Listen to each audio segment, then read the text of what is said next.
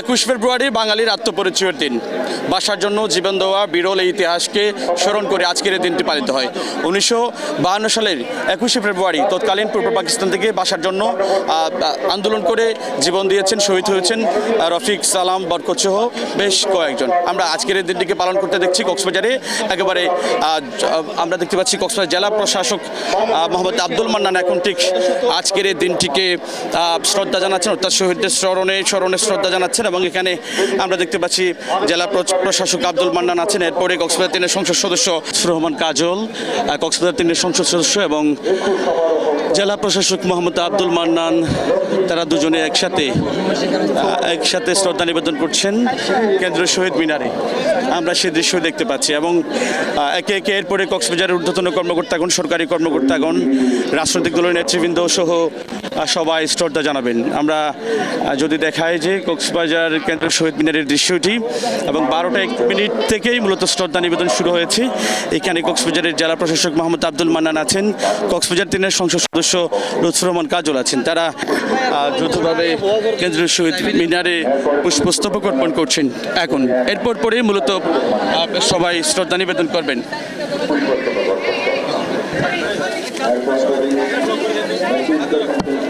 আমরা দেখতে পাচ্ছি এরপরে একে একে শ্রদ্ধা নিবেদন করছেন জেলা মুক্তিযোদ্ধা সংসদ এবং আরও অন্যান্য রাজনৈতিক নেতৃবৃন্দ, সকলে আমরা সে দৃশ্য দেখতে পাচ্ছি।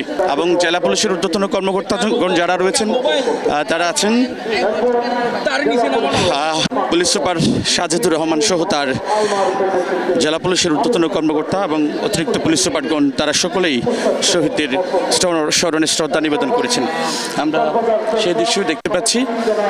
ঠিক শ্রদ্ধা নিবেদন করতে এসেছেন কক্সবাজার জেলা প্রশাসক মোহাম্মদ আব্দুল মান্নান এবং তার জেলা প্রশাসনের ঊর্ধ্বতন কর্মকর্তা সহ তিনি শহীদদের প্রতি শ্রদ্ধা নিবেদন করেছেন। আমরা একটু তার সাথে কথা বলবো।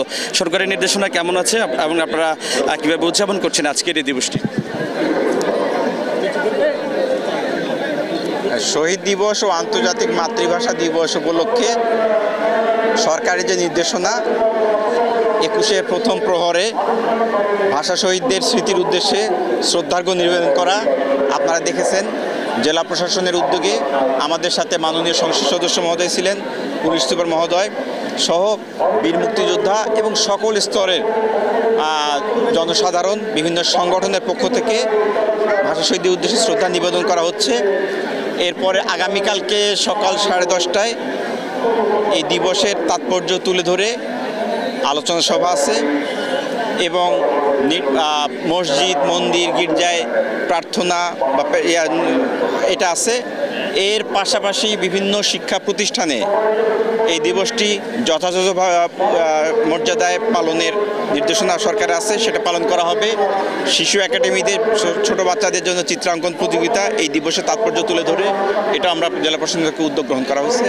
মোট কথা সরকার যে নির্দেশনাগুলো দিয়েছে সবগুলাই এই কক্সবাজার জেলায় কেন্দ্রীয় জেলা পর্যায়ে এবং উপজেলা পর্যায়ে পালন করা হবে।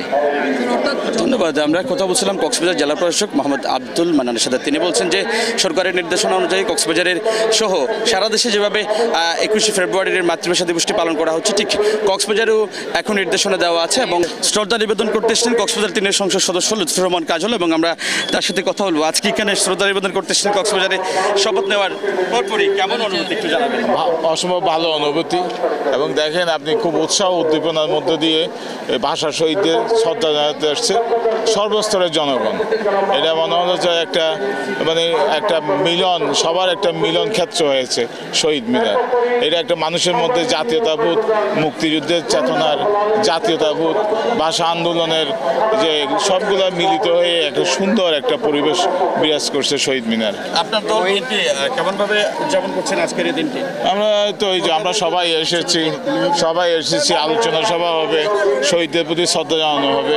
সব মিলিয়ে আমরা রাষ্ট্রীয়ভাবে যেভাবে করা হচ্ছে ওইভাবেই আমরা করছি, যেভাবে দলীয় এবং রাষ্ট্রীয় ঘোষণা যেভাবে করা হচ্ছে ওইভাবেই করছি। ধন্যবাদ। আমরা কথা বলছিলাম কক্সবাজার 3-এর সংসদ সদস্য লুৎফর রহমান কাজল। তিনি এবং তার নেতৃত্বে বিএনপির নেতাকর্মী তারা এসেছেন, শ্রদ্ধা নিবেদন করেছেন শহীদদের প্রতি এবং একে একে কক্সবাজারে যারা বিএনপি অঙ্গ সহযোগী সংগঠন, সামাজিক সংগঠন, বিভিন্ন সরকারি দপ্তর সমূহ কক্সবাজারের কেন্দ্রীয় শহীদ মিনারের শহীদদের প্রতি শ্রদ্ধা নিবেদন করছেন। তারেক হায়দার, 71, কক্সবাজার।